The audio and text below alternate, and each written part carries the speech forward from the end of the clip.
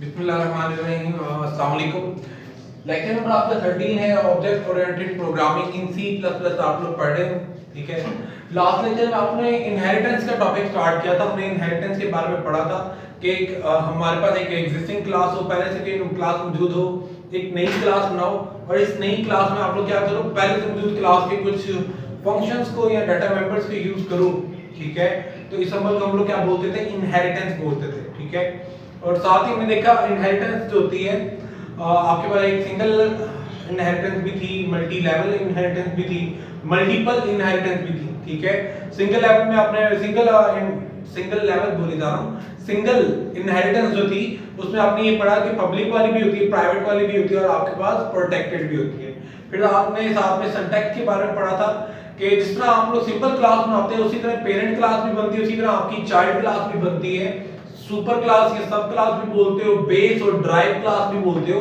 बस डिफरेंस ये आ जाएगा कि अगर आप लोग क्या करो, एक क्लास के साथ उसके नाम के बाद कॉलम लिखकर आप लोग क्या करो, किसी और क्लास का नाम जोड़ दो, तो जिसका नाम जोड़ा है वो क्लास पेरेंट क्लास कहलाएगी, ठीक है। जिसके साथ लिखा है वो वाली क्लास क्या कहलाएगी, डराइव या चाइल्ड क्लास, ठीक है। जिसका नाम लिखा है वो आपकी क्या बन जाती है, पेरेंट। बस इतना डिफरेंस आता है, सिर्फ और सिर्फ चाइल्ड क्लास के नाम के बाद कॉलन और पेरेंट की क्लास को हम लोग जोड़ते थे स्पेसिफायर के जरिए। और हमने 3 स्पेसिफायर भी पढ़े थे, पब्लिक है, प्रोटेक्टेड और एक हमारे पास क्या होता है, प्राइवेट वाला, ठीक है। और साथ ही साथ ये भी पढ़ा था कि अगर पब्लिक लिखोगे तो सारे के सारे पेरेंट के मेंबर्स को आप लोग यूज कर सकते हो, ठीक है। ना सिर्फ यहाँ पे बल्कि आप लोग आउटसाइड द क्लास के अलावा भी कहीं पे मेन के अंदर भी जाके यूज कर सकते हो। अगर प्राइवेट लिखेंगे तो क्लास के अंदर ही यूज होते हैं, अगर आप लोग प्रोटेक्टेड लिखोगे तो आपके पास मेन क्लास में तो यूज होने ही होने पेरेंट में, साथ ही साथ आपकी चाइल्ड क्लास के अंदर भी क्या हो सकते थे, वो इस्तेमाल होगा, ठीक है, उसके डाटा मेंबर फंक्शन वगैरह, ठीक है। आज एग्जांपल है कि ये चीज डिस्कस करते हैं, एग्जांपल के तौर पे देखते हैं। हम लोग यहाँ पे 2 एग्जांपल बेसिकली डिस्कस करेंगे। एक एक्सेसिंग द मेंबर्स है, उसके अंदर हम लोग क्या करेंगे, आपकी क्लास के पेरेंट क्लास के कंस्ट्रक्टर को पहले एक्सेस करने की कोशिश करते हैं, बाद में हम लोग एक और एग्जांपल लेंगे, ठीक है। अगले जो टॉपिक होगा उसके अंदर हम लोग क्या करेंगे, एक और एग्जांपल लेंगे उसके अंदर फंक्शन को, कि किसी और क्लास का फंक्शन है और किसी और क्लास में यूज करना चाहते हैं, ठीक है। आज की जो एग्जांपल है इसके अंदर हमने बेसिकली फोकस किसके ऊपर, आपके पास कंस्ट्रक्टर के ऊपर है, ठीक है। स्टार्ट करते हैं। बिस्मिल्लाहिर्रहमानिर्रहीम। इनहेरिटेंस की एग्जांपल है, ठीक है, और इसके अंदर हम लोग एक्सेसिंग द मेंबर को पढ़ने वाले हैं। आप लोगों ने सबसे पहले क्या किया, प्री प्रोसेसर डायरेक्टिव लिखी, आपने दो अपनी input output stream dot H वाली हेडर फाइल लिखी है, क्या कंसोल इनपुट आउटपुट वाली डॉट एच हेडर फाइल लिख दी, दो आपने हेडर फाइल लिखी जो कि नॉर्मली लिखते हो। फिर हमने 2 क्लासेस बनाई, एक क्लास ये है पेरेंट के नाम से, एक क्लास ये है चाइल्ड के नाम से, और उसके बाद ये हमारा क्या है, मेन फंक्शन, ठीक है। तो तरतीब भी है कि पहले ये है जहां पे खत्म होता है, उसके बाद ये वाला कोड है जहां पे ये खत्म होता है, उसके बाद हमारा ये मेन वाला कोड है, ठीक है। स्टार्ट करें सबसे पहले पेरेंट क्लास में आपने क्या किया, जैसे नॉर्मली करते थे वैसे ही सारी क्लास लिखी है। बस यहाँ पे पॉइंट आउट करने वाली 2 चीजें, आपने यहाँ पे 2 कंस्ट्रक्टर बनाए हैं। जो क्लास का नाम है वही इस फंक्शन का नाम है और जिसकी आउटपुट टाइप नहीं है, तो आपने पढ़ा था जिसकी आउटपुट टाइप ना हो, जो फंक्शन कोई वैल्यू रिटर्न ना कर रहा और उसका नाम भी एग्जैक्टली वही हो जो क्लास का नाम है, तो उस फंक्शन को पर्टिकुलरली आप लोग क्या बोलते थे, कंस्ट्रक्टर। तो यहाँ पे एक कंस्ट्रक्टर है और साथ में यहाँ पे भी एक कंस्ट्रक्टर है। ये कौन सा वाला टॉपिक बनता है, कंस्ट्रक्टर ओवरलोडिंग वाला, कि एक क्लास में आप लोग क्या कर लो, 2 कंस्ट्रक्टर बना लो, 2 या 2 से ज्यादा कंस्ट्रक्टर बना लो, तो आपके पास कंस्ट्रक्टर ओवरलोडिंग का। तो आपके पास यहाँ पे कंस्ट्रक्टर का टॉपिक भी यूज हो रहा है, कंस्ट्रक्टर ओवरलोडिंग भी यूज कर रहे हो, ठीक है। और साथ में हमने नीचे एक सिंपल फंक्शन बनाया शो के नाम से, ठीक है, जिसके अंदर हमने क्या कि लोकल वेरिएबल n की वैल्यू को डिस्प्ले कराया। पहला कंस्ट्रक्टर क्या कर रहा है कि पैरामीटर नहीं ले रहा और बाय डिफॉल्ट खुद से 0 वैल्यू सेट कर रहा है। दूसरा कंस्ट्रक्टर क्या कर रहा है, अपने ऑब्जेक्ट के जरिए वैल्यू मंगवाएगा p के अंदर और p के से वैल्यू किसको दे देगा, अपने लोकल वेरिएबल n को पास कर देगा, ठीक है। और शो के अंदर आगे हम लोग क्या करेंगे, जो सा भी कंस्ट्रक्टर चला हुआ है, ठीक है, ये वाला ये वाला, तो n की जो भी वैल्यू सेट हुई है वो वैल्यू यहां पे क्या कर रहे हैं, डिस्प्ले। और चाइल्ड वाले में आपने क्या किया, ये इनहेरिटेंस का साथ में टॉपिक भी लग गया कि आपने एक और क्लास बनाई, क्लास के नाम के साथ कॉलन लिखकर एक एक्सेस स्पेसिफायर और साथ में क्या कर दिया, किसी और क्लास का नाम जोड़ दिया। तो क्लास के नाम के साथ कॉलन लिखकर किसी और क्लास का नाम जोड़ दो, तो ये वाला कंसेप्ट क्या कहलाता है, इनहेरिटेंस। इसमें क्या हो रहा है, ये आपकी पेरेंट क्लास बन गई, ये आपकी चाइल्ड क्लास, दोनों क्लासेस सिंपल वही नॉर्मल मेथड है जो आपने पहले यूज किया, जो आपने पहले बनाया, सारा कुछ उसी तरह का है, सिर्फ ये हेड वाले पार्ट में चेंजिंग आएंगे। इसी की वजह से ये क्या कहलाएगा, इनहेरिटेंस का टॉपिक कहलाएगा, ठीक है। अब इस चाइल्ड क्लास के अंदर भी आपने क्या किया, सिंपली एक वेरिएबल ले लिया प्राइवेट के अंदर, ठीक है, फिर पब्लिक के अंदर यहाँ पे भी दो कंस्ट्रक्टर बना दिए, ठीक है। तो देखो कुल मिला के कौन सा टॉपिक यूज हो रहा है, यहाँ पे क्लासेस भी यूज करनी है आपने, कंस्ट्रक्टर भी यूज हो रहे हैं, कंस्ट्रक्टर ओवरलोडिंग का कांसेप्ट भी चल रहा है यहाँ पे, साथ ही साथ आपके पास इनहेरिटेंस का कांसेप्ट भी चल रहा है इस एग्जांपल के अंदर, ठीक है। यहाँ पे भी दो कंस्ट्रक्टर है, पहला कंस्ट्रक्टर कोई पैरामीटर नहीं ले रहा, दूसरा क्या ले रहा है, दो पैरामीटर ले रहा है, ठीक है। एक तो ये चीज, नई चीज दूसरी यहाँ पे क्या हुई, हमने अपने पेरेंट क्लास उसे चाइल्ड के साथ जोड़ी है, उसके कंस्ट्रक्टरों को भी अपने कंस्ट्रक्टरों के साथ क्या कर दिया, आपस में जोड़ दिया है। इट मीन अगर ये वाला कंस्ट्रक्टर चलेगा तो ये वाला कंस्ट्रक्टर भी ऑटोमेटिकली कॉल हो जाएगा, जब ये वाला कंस्ट्रक्टर चलेगा तो ये वाला कंस्ट्रक्टर भी ऑटोमेटिकली कॉल हो जाएगा, ठीक है। और साथ ही साथ इसके अंदर भी एक फंक्शन बनाया, दोनों के नाम बस डिफरेंस कर दिए हैं, अगर इनके नाम भी सेम रख देता तो एक और नया टॉपिक शुरू हो जाना था साथ में, फंक्शन ओवरलोडिंग का। तो बाहर फंक्शन ओवरलोडिंग फिलहाल यूज नहीं की, हमने कंस्ट्रक्टर को यूज किया है, कंस्ट्रक्टर ओवरलोडिंग यूज किया है, इनहेरिटेंस यूज किया है और अपनी सिंपल क्लासेस यूज किए हैं। हम इन तीन चार टॉपिक को पिछली जितनी चीजें पढ़ रहे हैं उनको आहिस्ता आहिस्ता क्या कर रहे हैं, आगे वाली चीजों में इस्तेमाल भी साथ साथ कर रहे हैं, ठीक है।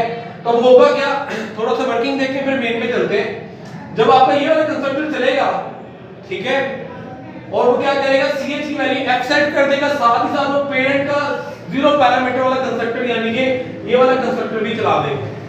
अगर ये चला तो ये वाला भी चल जाएगा, ठीक है, क्योंकि दोनों को आपस में हमने क्या कर दिया, कॉलन लगा के जोड़ दिया, अटैच कर दिया। इसी तरह अगर ये वाला दो पैरामीटर वाला चाइल्ड वाला कंस्ट्रक्टर चला तो साथ में ये क्या करेगा, पेरेंट का कंस्ट्रक्टर भी चला देगा, जो कि आपके पास सिंगल पैरामीटर ले रहे हैं, यानी कि ये वाला कंस्ट्रक्टर, ये वाला कंस्ट्रक्टर भी आपके पास चलेगा। इसकी वर्किंग थोड़ी सी चेंज है, ये खुद दो पैरामीटर मंगवा रहा है, एक m और c नाम के। c तो यहीं पे इस लोकल वेरिएबल ch में वैल्यू सेट कर देगा, जबकि m अपनी वैल्यू पास करवा रहा है इसके अंदर, और यहां से m अपनी वैल्यू भेज देगा तो p के पास, और p से किसको मिलेगी, n को मिलेगी, ठीक है। मेन में जाके ऑब्जेक्ट बनाएंगे, वैल्यू भेजेंगे, वैल्यू को कौन रिसीव करेगा, सबसे पहले m इस वैल्यू को पास कर देगा किसके अंदर, आपके पेरेंट के अंदर, ठीक है, इस कंस्ट्रक्टर में, और ये m अपनी वैल्यू आगे जाके किसको पास करेगा, दूसरा वेरिएबल p से वो वैल्यू किसको मिलेगी, n को मिलेगी आपके पास, ठीक है। यहाँ पे आपकी दूसरी क्लास भी खत्म और साथ ही साथ हमारा ये मेन का फंक्शन, ठीक है। इसके अंदर हमने दो ऑब्जेक्ट क्रिएट किए और दोनों को क्या कर दिया, एक एक करके डिस्प्ले करवाया, ठीक है। स्टार्ट करते हैं कि मेन का प्रोग्राम आपका जब चलेगा तो होगा क्या। कंपाइलर सबसे पहले आएगा, मेन को चलाएगा, सबसे पहले आपके पास क्या होगा, ये वाली लाइन रन होगी। जैसे ही लाइन चली, बनाए दो क्लासेस हैं, एक पेरेंट के नाम की, एक चाइल्ड, लेकिन ऑब्जेक्ट हम कौन से वाला क्रिएट कर रहे हैं, चाइल्ड वाला क्रिएट कर रहे हैं। तो चाइल्ड टाइप के दो ऑब्जेक्ट क्रिएट हुए, ठीक है। रैम के अंदर कहां पे क्रिएट होंगे, ये आपके पास रैम में, एक का नाम obj1 रख दिया, एक का नाम obj आपने 2 रख दिया। याद रहे, बड़ी बार बता चुका हूं, ये जो काम आपके पास यहां पे करता हूं, आपने पेपर में नहीं कभी करना, ये सिर्फ आपके अंडरस्टैंडिंग के लिए करता हूं। आप लोगों ने सिर्फ कोड लिखना होता है और साथ में आउटपुट लिखनी थी, बस। आपने रैम की वर्किंग द्वारा कभी भी नहीं पेपर में लिखनी होती, ठीक है। स्टार्ट करें, एक ऑब्जेक्ट obj नाम का बन गया, एक obj2 नाम का बन गया। अब जब आपके पास इतना सा पार्ट चलेगा, कंपाइलर इस पार्ट को चलाएगा तो क्या करेगा, चाइल्ड का एक ऑब्जेक्ट क्रिएट किया, साथ ही साथ क्या करेगा, हमने पढ़ा हुआ उसके कंस्ट्रक्टर को भी क्या करता है, ऑटोमेटिकली रन कर देता है, ठीक है। तो जैसे ही चाइल्ड वाला उसने क्या किया, ऑब्जेक्ट क्रिएट किया, उसके अंदर क्या करेगा, ch नाम का वेरिएबल भी क्रिएट कर देगा, ठीक है। पढ़ा था ना आपने कि जब भी आप लोग मेन में ऑब्जेक्ट बनाते हो तो आपकी क्लास का क्या होता है, प्राइवेट वाला पार्ट भी चल जाता है और पब्लिक में कंस्ट्रक्टर हो तो वो भी चल जाते हैं। तो सबसे पहले प्राइवेट वाला पार्ट भी चल गया, ठीक है। तो obj जैसे 1 लिखा तो आपके पास क्या होगा, obj1 के अंदर ch नाम का वेरिएबल क्रिएट हो गया, ठीक है। साथ ही साथ क्या होगा, पब्लिक में ये जो आपका कंस्ट्रक्टर है ये भी चलेगा। अब मामला ये है कि कंस्ट्रक्टर तो दो लिखे हैं, कौन से वाला चलेगा वो डिपेंड करता है यहाँ पे। अगर ऑब्जेक्ट बनाते हुए आगे की वैल्यू लिखी है, ठीक है, एक वैल्यू लिखी तो क्या करेगा, सिंगल पैरामीटर वाला कंस्ट्रक्टर चलाएगा। यहाँ पे तो कोई भी नहीं है वैसे सिंगल वाला, दो लिखी हो तो दो वाला चलाएगा, तीन लिखी हो तो तीन वाला। अगर कोई भी वैल्यू ना लिखी हो वो क्या करेगा, अपनी क्लास में जाके उस कंस्ट्रक्टर को सिर्फ रन करेगा जिसके अंदर कोई भी पैरामीटर नहीं है। तो आपके पास इस ऑब्जेक्ट के लिए सिर्फ और सिर्फ क्या होगा, नीचे वाला कंस्ट्रक्टर, ये वाला कंस्ट्रक्टर नहीं चलेगा, सिर्फ और सिर्फ ये वाला कंस्ट्रक्टर चलेगा, जीरो पैरामीटर वाला, क्योंकि ऑब्जेक्ट बनाते हुए आपने कोई पैरामीटर पास नहीं किया।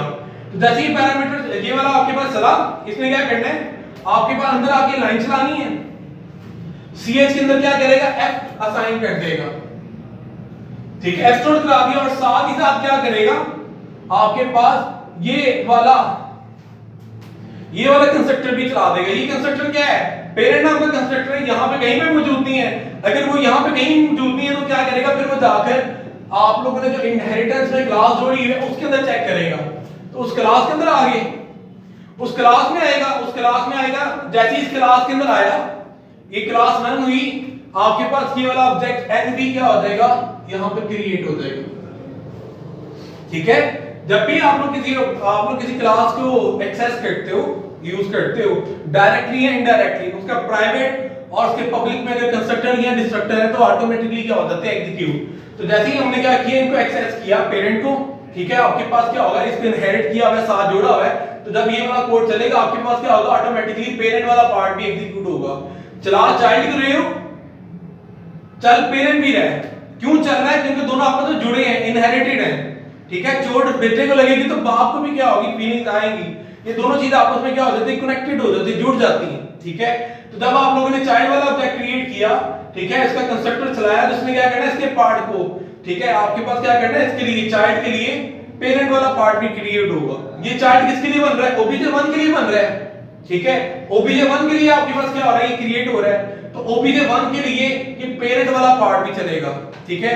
2-3 बार रिवाइज किया है तो मुश्किल ना हो गया हो, चीजें मिक्स ना कर देना, इसको अलग करते हैं। हमने बात ये की, जैसी लाइन चली, ऑब्जेक्ट बनाया किसका, चाइल्ड का ऑब्जेक्ट बन गया obj नाम का, ठीक है। चाइल्ड क्लास के ऑब्जेक्ट को जब बनाना है तो क्या करना है, इसका प्राइवेट वाला पार्ट भी चलाना है, प्राइवेट वाला पार्ट चला तो ch नाम का वेरिएबल क्रिएट होगा, साथ ही इसके पब्लिक में कंस्ट्रक्टर होंगे तो वो भी आपके पास क्या होंगे, एग्जीक्यूट। तो कंस्ट्रक्टर एग्जीक्यूट किए, ch के अंदर आपके पास क्या हो गया, वहां पे f जाके स्टोर हो गया। ये तो काम नॉर्मली था, ये तो होता ही होता था। नया काम क्या हो रहा है, क्योंकि ये आपस में दो क्लासेस जुड़ चुकी हैं, कंपोजिट हो चुकी हैं, मिल चुकी हैं आपस में, ठीक है, इनहेरिटेड है। तो क्या होगा, जब आप लोगों ने दो कंस्ट्रक्टर आपस में जोड़ दिए, ठीक है, दो क्लासेस आपस में क्या कर दी, इनहेरिटेड कर दी, तो जब आप लोगों के पास ये वाला कंस्ट्रक्टर चलेगा तो इससे जुड़ा हुआ ये वाला कंस्ट्रक्टर भी ऑटोमेटिकली क्या होगा, एग्जीक्यूट होगा। तो जब ये वाला आपके पास कंस्ट्रक्टर एग्जीक्यूट होने के लिए चाहेगा, ये क्लास का ऑब्जेक्ट भी क्या होगा, रैम के अंदर टेम्परेरी क्रिएट होगा। ये किसके लिए क्रिएट होगा, बनाया तो नहीं ना, लेकिन क्रिएट होगा, किसके लिए क्रिएट होगा, जिसके लिए कॉल हुआ है। और ये किसके लिए कॉल हो रहा है, कोड किसके लिए चल रहा है, obj1 के लिए चल रहा है।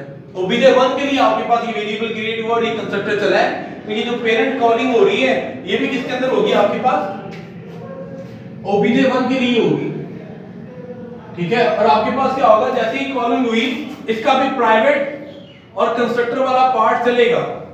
प्राइवेट चला तो यहां पे आपके पास क्या हो गया, n नाम का वेरिएबल बन गया। और यहां पे भी मामला क्या है कि आपके पास दो कंस्ट्रक्टर हैं, कौन से दो कंस्ट्रक्टर है, कौन सा वाला कंस्ट्रक्टर चलेगा, जो सा यहां पे अटैच है, कौन सा वाला अटैच है, जीरो पैरामीटर वाला। तो नीचे वाला इसका आपके पास कंस्ट्रक्टर इसका भी नहीं चलेगा, ये जीरो पैरामीटर वाला कंस्ट्रक्टर चलेगा। और जब ये चलेगा तो होगा क्या, रैम में जो वेरिएबल n नाम का बना है उसके अंदर क्या स्टोर हो जाएगा, आपके पास जीरो स्टोर हो जाएगा। जीरो स्टोर हुआ, ब्रैकेट बंद, कंट्रोल वापस आया इधर, ठीक है। ये लाइन भी कंप्लीट हो चुकी है, कंस्ट्रक्टर भी चल चुका है, इसकी ब्रैकेट भी क्या हो गई, क्लोज, यहां से कंट्रोल उठेगा और यहां पर आ जाएगा वापस, और ये आगे वाला पार्ट एग्जीक्यूट करना शुरू कर देगा। आगे वाला पार्ट एग्जीक्यूट हुआ, रैम के अंदर obj2 बना, ठीक है, obj2 बना, साथ ही साथ क्या होगा, obj2 किसको रिप्रेजेंट कर रहा है, चाइल्ड को ना। तो चाइल्ड का प्राइवेट वाला पार्ट इसके लिए एग्जीक्यूट हुआ, और चाइल्ड के प्राइवेट वाले पार्ट में क्या लिखा है, ch नाम का वेरिएबल। तो obj2 के लिए भी ch नाम का वेरिएबल बन गया, ठीक है। दूसरी बार ये एग्जीक्यूट हो गया। साथ ही साथ क्या होगा, ये कंस्ट्रक्टर को भी चलाएगा। अब कंस्ट्रक्टर कौन से वाला चलाएगा, दो पड़े हुए यहां पर, ये उस वाले कंस्ट्रक्टर को चलाएगा जो अपने अंदर क्या ले रहा होगा, दो पैरामीटर। तो पहला वाला कंस्ट्रक्टर क्या दो पैरामीटर ले रहा है, नहीं ना ले रहा, तो obj2 के लिए ये नहीं चलेगा, obj2 के लिए ये वाला कंस्ट्रक्टर नहीं चलेगा। कौन से वाले चलेगा, जो दो ले रहा है, कौन से वाले दो पैरामीटर, एक कैरेक्टर और एक इंटीजर। वो कौन ले रहा है, ये वाला आपके पास पैरामीटर। ये देखिए पहले कैरेक्टर ले रहा है, बाद में क्या ले रहा है, इंटीजर। तो आपके पास ये वाला कंस्ट्रक्टर चला, ये चलेगा तो आपके पास क्या होगा, सबसे पहले आपके पास रैम में जो ch नाम का वेरिएबल है उसके अंदर c की वैल्यू पास कर देगा। c को क्या मिला, यहां से a आपके पास आपने भेजा था ना, a पास हो गया, c को मिल गया, c ने अपनी वैल्यू किसको दे दी, ch को दे दी, तो यहां पे आपके पास a इसके अंदर आगे स्टोर होगा। ठीक है, इनडायरेक्टली, डायरेक्टली के बेसिकली क्या हो रहा है, ये आपका एक्चुअल पैरामीटर a, ये c आपका क्या है, फॉर्मल पैरामीटर, रैम के अंदर क्या होगा, c भी क्रिएट होगा, c आपका फॉर्मल पैरामीटर, a जाके मिलेगा सबसे पहले किसको, c को, और c अपनी वैल्यू किसको पास कराएगा, ch को। ठीक है, c अपनी वैल्यू किसको देगा, ch को। c के अंदर क्या जाके स्टोर हो रहा है, a, तो इनडायरेक्टली ch के अंदर बेसिकली क्या हो गया, आपके पास a ही स्टोर हो गया। ठीक है, डायरेक्टली किसमें स्टोर हुआ था, a c में, c ने आगे अपनी वैल्यू किसको दी है, ch को, a किसके अंदर जाके स्टोर हुआ है, c में, c ने आगे वैल्यू किसको दी है, ch को। साथ ही साथ क्या होगा, आपके पास ये लाइन चलने के बाद आपके पास ये वाला पार्ट भी एग्जीक्यूट होगा जो आपने इस कंस्ट्रक्टर के साथ जोड़ा है। वो क्या है, पेरेंट नाम का कंस्ट्रक्टर, पेरेंट नाम का कंस्ट्रक्टर चला, वो वाला कंस्ट्रक्टर चलेगा जो अपने अंदर क्या कह रहा है, एक m ले रहा है, m क्या था, इंटीजर वेरिएबल है ना।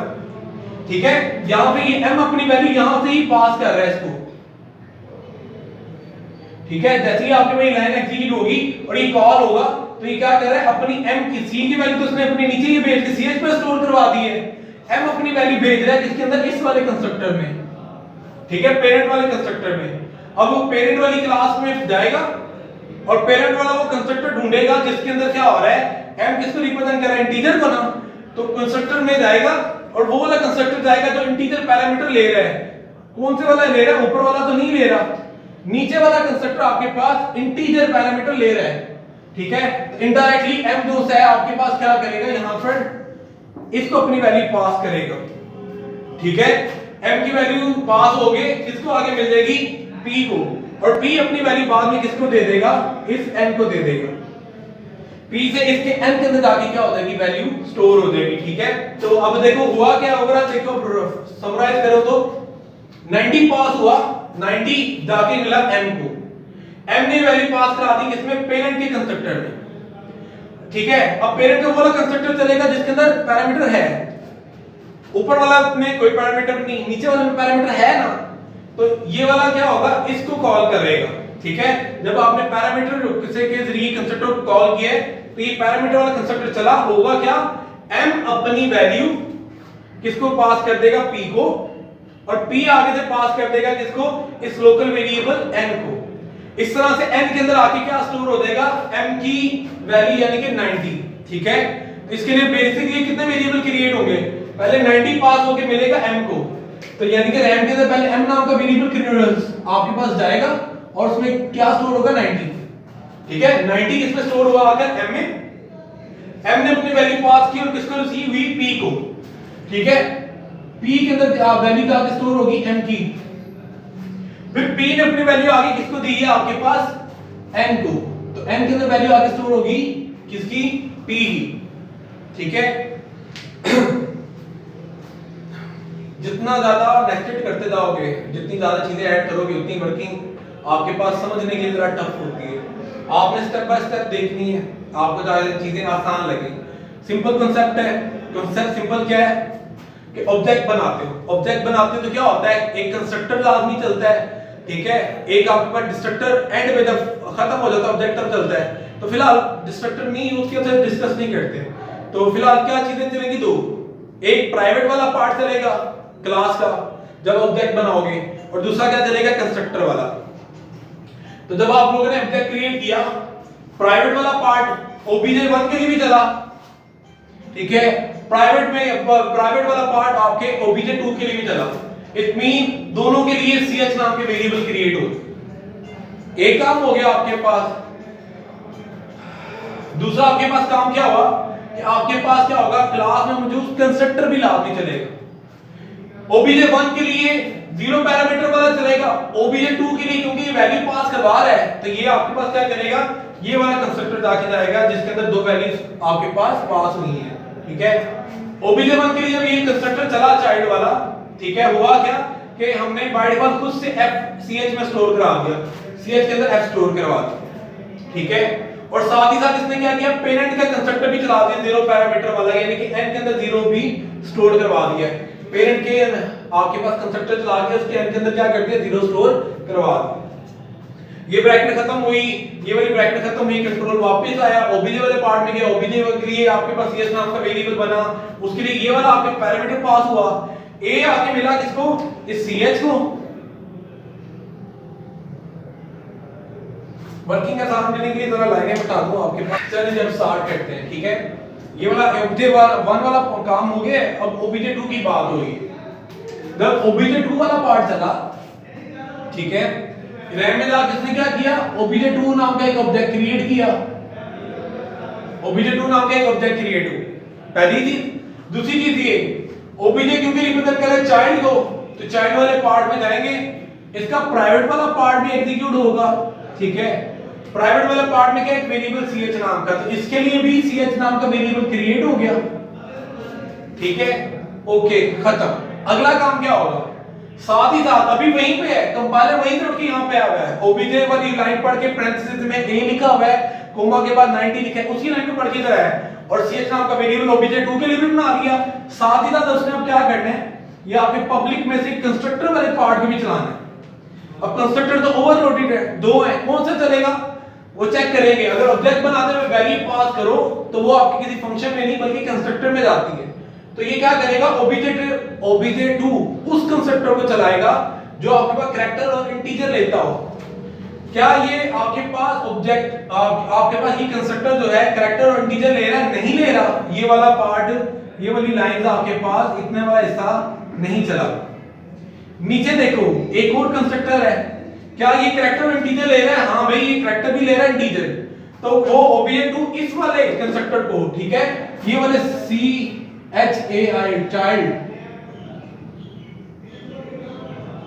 चाइल्ड के कंस्ट्रक्टर को चलाएगा, कौन से वाले, ये जिसके अंदर एक कैरेक्टर और एक इंटीजर पैरामीटर पास हो रहे हैं, और होगा क्या, a आगे मिल जाएगा c को, इसके लिए c क्रिएट हुआ और c के अंदर आगे क्या स्टोर हो गया, a, ठीक है। साथ ही साथ 90 आगे मिल जाएगा किसको, m को, तो आपके पास m के अंदर क्या स्टोर हो गया, 90, ये हो गया। फिर इसकी बॉडी में गया, c की वैल्यू किसको पास कर दी, ch को, ठीक है। c के अंदर वैल्यू क्या पड़ी हुई थी हमारे पास, a पड़ा हुआ था, तो ch की जब वैल्यू पास होगी तो ch के अंदर क्या आ गया, a आगे स्टोर हो गया। ये m किधर गया, ये m उसने पास करवा दिया फर्दर अपने साथ जुड़े हुए कंस्ट्रक्टर को, कौन से, पेरेंट के कंस्ट्रक्टर को। m की वैल्यू यहीं से कंस्ट्रक्टर में चली जाएगी, कौन सा, पेरेंट के कंस्ट्रक्टर में। पेरेंट के कंस्ट्रक्टर में गया तो पेरेंट का कौन सा वाला कंस्ट्रक्टर चलेगा, जो एक पैरामीटर लेता है, ये पैरामीटर ले रहा है, नहीं ना ले रहा, ये नहीं चला, ये आपका पैरामीटर ले रहा है, ठीक है। तो ये वाला कंस्ट्रक्टर चला और m ने अपनी वैल्यू किसको दे दी, p को दे दी, m ने अपनी वैल्यू पास की और इस p को दे दी, तो आपके पास क्या हुआ, पेरेंट वाला कंस्ट्रक्टर चला और उसके p के अंदर किसकी वैल्यू, m की वैल्यू आगे स्टोर, p के अंदर m की वैल्यू स्टोर होगी और p ने अपने वो वैल्यू किसको पास कर दी, n को, ठीक है। तो आपके पास यहाँ पे एक और वेरिएबल n वाला क्रिएट हुआ, तो उसके अंदर आगे क्या हो गया, p की वैल्यू स्टोर, ठीक है। जैसे ही इसने ये वाला कंस्ट्रक्टर ने इसे कॉल करना है तो इसका भी प्राइवेट वाला पार्ट भी एग्जीक्यूट हो जाना है और इसका कंस्ट्रक्टर भी चलना है, ठीक है। जैसे यहाँ पे प्राइवेट और कंस्ट्रक्टर चला है, उसी तरह यहाँ पे भी प्राइवेट वाला पार्ट भी चलेगा, कंस्ट्रक्टर ये वाला चलेगा। क्यों ये वाला चल रहा है, क्योंकि हमने जोड़ा ही इसके साथ इंटीजर पैरामीटर वाला, इसलिए इंटीजर पैरामीटर वाला चल रहा है। इसके साथ आपके पास क्या किया हुआ है, खाली पैरामीटर वाला जोड़ा हुआ है, तो यहाँ पे खाली पैरामीटर वाला क्या कर रहा था, ये वाला जब चलेगा तो ये वाले को चलाएगा, जब ये चल रहा है तो आपके पास इसको चला रहा है, ठीक है। और इस तरह से अपनी वैल्यू क्या कर रहे हैं आपस में पास। वैल्यू पास होने के बाद ये ब्रैकेट खत्म होगी, कंट्रोल उठेगा और वापस आएगा, अगली लाइन एग्जीक्यूट होगी। जैसे इसकी आउट की लाइन चली, आपके पास स्क्रीन पर आउटपुट आएगी, क्या लिखा आएगा, डबल कोटेशन में जो लिखा होता है, जो भी डबल कोटेशन में एज इट इज, तो आपके पास लिखा आएगा ऑब्जेक्ट डैश 1, बाद में आगे अंडर एंड एल लिखा हुआ है, एंड ऑफ लाइन को डिनोट करता है। ये क्या करता है, कर्सर जहां पे भी ब्लिंक कर रहा है उसे उठा के अगली लाइन के स्टार्ट में ले आता है, तो इसकी वजह से कर्सर अगली लाइन में आ गया। फिर अगली स्टेटमेंट चलेगी, स्टेटमेंट नेक्स्ट वाली चली, इसने क्या किया, ऑब्जेक्ट 1 के शो वाला फंक्शन को कॉल किया, ऑब्जेक्ट 1 के शो वाले फंक्शन को कॉल किया, तो ऑब्जेक्ट 1 रिप्रेजेंट कर रहा है चाइल्ड को, चाइल्ड के अंदर शो वाला पड़ा हुआ है, नहीं पढ़ा हुआ। तो फिर शो वाला कहां से चलेगी ऑब्जेक्ट 1 के लिए? जब वो देखता है, देखो बेसिकली ऑब्जेक्ट 1 चाइल्ड को रिप्रेजेंट कर रहा है। जब ऑब्जेक्ट 1 लिख के शो लिखोगे, वो क्या करेगा, यानी कि चाइल्ड के अंदर आके शो को ढूंढेगा, नहीं मिलेगा तो रुकेगा नहीं, वो अपने साथ जुड़ी हुई इनहेरिटेड क्लास के अंदर चला जाएगा, यानी कि पेरेंट क्लास में आएगा। अब चेक करेगा क्या ये शो वाला फंक्शन है, ये पड़ा हुआ, वो इस शो वाले फंक्शन को चलाएगा और ये चलेगा भी। और स्क्रीन पे क्या नजर आएगा, the value of n, value of n equal, ये आपके पास एज इट इज प्रिंट हो गया और उसके बाद n की वैल्यू डिस्प्ले होगी। ऑब्जेक्ट 1 के लिए n की वैल्यू आपके पास क्या है, 0, तो स्क्रीन पे आपके पास क्या आ जाएगा, 0 लिखा। कंट्रोल यहां से उठा वापस गया, आपके पास होता हुआ इस लाइन पे वापस, और नेक्स्ट लाइन एग्जीक्यूट हुई। नेक्स्ट लाइन पे क्या लिखा है, ऑब्जेक्ट 1 डॉट डिस्प्ले। ऑब्जेक्ट 1 किसको रिप्रेजेंट कर रहा है, चाइल्ड को। चाइल्ड में जाके देखेगा डिस्प्ले वाला भी फंक्शन है, हां पड़ा हुआ है, तो इसे चला देगा। चला, डबल कोटेशन में जो लिखा है वो एज इट इज आएगा, वैल्यू